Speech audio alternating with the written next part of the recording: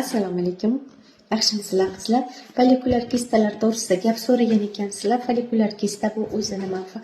Ayol organizmida folikulalar yetiladi. Agar u vaqtida yetilib, vaqtida yorilmasa, bu cho'ziladi. Hayz siklingiz cho'ziladi yoki qonli vyudileniylar kelishda boshlaydi.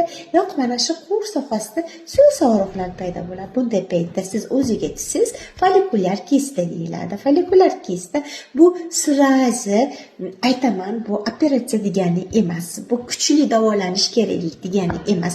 Bunday holat sizda bo'ladigan bo'lsa, biling, birinchi navbatda sizda shabodalash bormi, yo'qligini kuzatib, ginekolog ko'rigidan o'tishingiz kerak bo'ladi.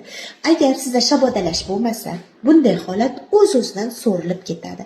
Folikula yetildimi? Albatta yoriladi. Yorilmagan holatda ichida suyuqlik saqlab, u folikulyar kista deb o'zidan chiqadi.